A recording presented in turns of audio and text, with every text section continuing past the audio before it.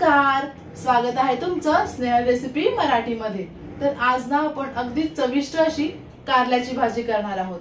कारल्याची भाजी ती पण चविष्ट, पण ही भाजी नक्कीच चविष्ट होते, कारण यामध्ये मी एक मसाला करून घालणार आहे आणि त्या मसाल्यामुळे ही भाजी खूप चविष्ट बनते।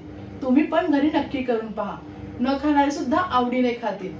चला तर मग रेसिपीला आपण सुरुवात करूयात। सगळ्यात आधी ना त्यासाठी लागणारं वाटप बनवून घेऊया। त्यासाठी मी इथे 2 हिरव्या मिरच्या घेतल्या आहेत। मी इथे कमी तिखट असलेल्या हिरव्या मिरच्या घेतल्या आहेत। तुम्ही जर जास्त तिखट खात असाल तर तुम्ही तिखटवाल्या मिरच्या वापरलात तरीही चालेल। 1 ते 1.5 इंच एवढं आलं, 8 ते 10 लसूण पाकळ्या, कोथिंबीर, 1 चमचा जिरं आणि 1 चमचा आपल्याला इथे धणे घ्यायचे आहेत। आता हे संपूर्ण जिन्नस आपल्याला मिक्सरच्या भांड्यामध्ये काढून घ्यायचं आहे। या वाटणामुळे ना कारल्याची भाजीची चव आहे ना ती दुप्पट होते। तुम्ही पण नक्की करून पहा। तर हे संपूर्ण जिन्नस काढून घ्यायचंय। मिरच्या ह्या अशा तोडून घ्यायच्या जेणेकरून त्या छान अशा वाटल्या जातील। आता आपल्याला यामध्ये अर्धा चमचा चाट मसाला घालायचा आहे। ऑप्शनल आहे, तुम्ही नाही घातलात तरीही चालेल। यात आपल्याला वाटताना शक्यतो पाणी न घालता हे आपल्याला वाटून घ्यायचंय। पाणी न घालता आपल्याला हे वाटून घ्यायचंय। जर तुम्हाला गरज लागली तुम्ही 1 ते 2 चमचे पाणी घाला आणि मग ते वाटून घ्या, पण शक्यतो आपल्याला पाणी वापरायचं नाही आहे याच्यामध्ये। तर हे वाटप आहे ना तुम्ही वाटून घेतलं आहे। हे पहा, याप्रमाणे आपल्याला पाणी न घालता हे वाटून घ्यायचं आहे। आपलं वाटप हे तयार आहे। आता ना आपण पुढची तयारी करूयात। त्यासाठी वाटीमध्ये मी अर्ध्या लिंबाच्या आकाराच्या एवढी चिंचेचा गोळा घेतला आहे आणि यामध्ये आता आपण अर्धा चमचा गूळ घालूयात। मी इथे गूळ पावडर वापरली आहे। तुमच्याकडे जर गूळ असेल तुम्ही ते चिरून घातलात तरीही चालेल। यामध्ये पाणी घालायचं आणि आपल्याला हे चिंच आणि गुळाचं पाणी हे तयार करायचं आहे। चिंच हे हाताने थोडीशी स्मॅश करून घ्यायची, म्हणजे ती व्यवस्थित भिजली जाईल। आता ना आपल्याला हे थोडा वेळ भिजत ठेवायचंय जेणेकरून चिंच ही व्यवस्थित भिजली जाईल, त्याचबरोबर गुळही व्यवस्थित विरघळेल। तर इथे ना आपण कारली चिरून घेऊया। त्यासाठी मी इथे अर्धा किलो कारलं हे घेतलं आहे। कारलं हे मी स्वच्छ धुवून घेतलंय पाण्याने। आता ना आपण हे चिरून घेऊया। त्यासाठी ना आपल्याला एक कारलं घ्यायचंय, त्याच्या वरील आणि आपला जो मागील भाग असतो ना तो काढून घ्यायचा आहे। आता कारल्याला अशी मध्ये चीर देऊन घ्यायची आणि ते 2 भाग करून घ्यायचे, जेणेकरून ना त्याच्या आतील ज्या बिया असतात ना ते काढणं सोपं जाईल। आता सुरीने अशी कारल्याच्या सफेद भागामध्ये टोचून याप्रमाणे ती फिरवत फिरवत आतील गर हा आपल्याला काढून घ्यायचा आहे। तो सहज निघतो। हे पहा, याप्रमाणे आतील गर हा सहज निघतो। याच पद्धतीने आपल्याला दुसरा भागही असंच करून घ्यायचा आहे। यातही ही सुरी अशी टोचून ती अशी गोल गोल फिरवत जायची कडेकडेने। आतील जो सफेद भाग असतो ना तो सहज बाहेर येतो। शक्यतो ना कारल्याच्या भाजीसाठी कारलं हे कवळं वापरावं, एकदम पिकलेलं नसावं। कवळ्या कारल्याची भाजी खूप छान लागते। त्याप्रमाणे असं गर काढून घ्यायचा। आता ना आपण हे कारलं आहे ना ते चिरून घेऊया। तुम्हाला जसं आवडतं त्या आकारामध्ये तुम्ही कारलं चिरून घ्या, पातळ किंवा जाड। याच पद्धतीने आपल्याला संपूर्ण कारलं हे चिरून घ्यायचं आहे। संपूर्ण अर्धा किलो कारला आहे ना ते मी चिरून घेतलं आहे। आता याची आपण भाजी बनवून घेऊयात। त्यासाठी कढईमध्ये तेल घ्यायचं। तेल हे जरा जास्त घ्यायचं। मी इथे एक 4 चमचे तेल घेतलं आहे। तेल हे हलकसं गरम करून घ्यायचं आहे आपल्याला। तेल हे गरम झालं ना की यामध्ये आपण जे कारली चिरून घेतली आहेत ना ती घालायची। संपूर्ण कारली ही आपल्याला यामध्ये घालायची आहे। कारलं हे आपल्याला तेलावरती छान असं परतून घ्यायचंय। कारलं हे छान शिजलं गेलं पाहिजे।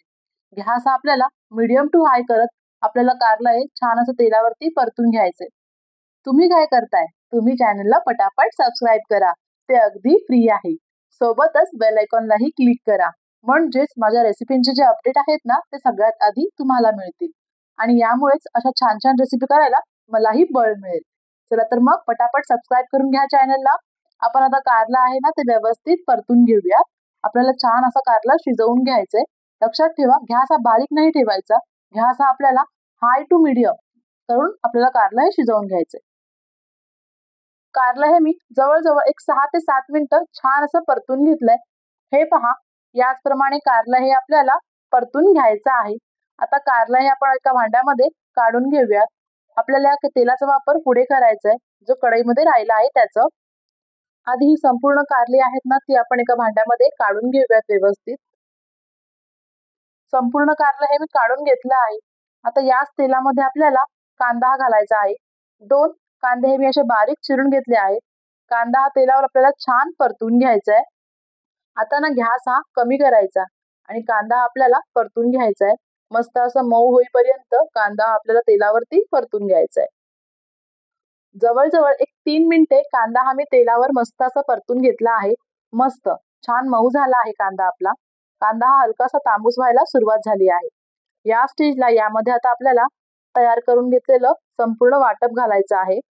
पूर्ण वाटप आपल्याला यामध्ये घालायचं आहे. ते कांद्यासोबत छान असं परतून घ्यायचं. गॅस हा कमीच ठेवायचा आणि वाटप हे आपल्याला कांद्यासोबत छान असं परतून घ्यायचंय. आपल्याला वाटप हे जवळजवळ मिनिटभर तरी छान परतून घ्यायचंय, जेणेकरून याचा जो कच्चेपणा आहे ना तो निघून जाईल. मिनिटभर वाटप हे छान असं परतून घेतलं की यामध्ये ना आपल्याला एक अर्धा चमचा हळद आणि अर्धा चमचा लाल तिखट मसाला घालायचा आहे. त्याचबरोबर पाव चमचा गरम मसाला. आता हे आपण सुद्धा छान मिसळून घेऊयात, यामध्ये एकजीव करून घेऊयात. आता आपले जे मसाले आहेत ना ते परतून घेतले की यामध्ये ना चिंचेचं आणि गुळाचं पाणी तयार करून घेतलंय तेही यामध्ये घालायचं आहे. आपल्याला फक्त चिंच आणि गुळाचं पाणी तिथे वापरायचं आहे. चिंचेचा चोथा असतो ना तो यामध्ये घालायचा नाही. आता हे सुद्धा छान मिसळून घेऊयात. या स्टेजला ना चिंच गुळाचं पाणी घातलं की सर्व मसाले छान असे मिळून येतात. त्यामुळे ना शक्यतो या स्टेजला चिंच गुळाचं पाणी घाला.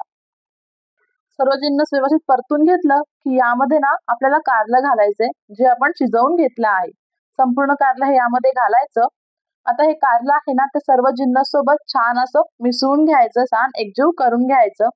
आहे की नाही छान रेसिपी? तुम्ही सुद्धा नक्की करून पहा आणि मला कमेंटमध्ये कळवा कशी झाली ते. आणि हे जर तुम्हाला रेसिपी आवडत असतील तर व्हिडिओला लाईक करा, शेअर करा आणि पुन्हा एकदा चॅनलला सबस्क्राईब करा. मसाल्यांसोबत भाजी ही व्यवस्थित परतून घेतली ना की यामध्ये आता आपल्याला चवीनुसार मीठ घालायचंय. मीठ हे भाजीमध्ये व्यवस्थित मिसळून घ्यायचं, छान एकजीव करून घ्यायचं आहे आपल्याला. मीठ घातल्यानंतर कारलं हे मसाल्यांसोबत छान असं मिसळून घेतलं की यामध्ये ना आता आपल्याला किसलेलं ओलं खोबरं घालायचं आहे. तुम्हाला जर खोबरं नसेल आवडत तुम्ही यामध्ये ना दाण्याचा कूट घातला तरीही चालेल, तेही छान लागतं. खोबरं हे आता आपण छान असं मिसळून घ्यायचंय.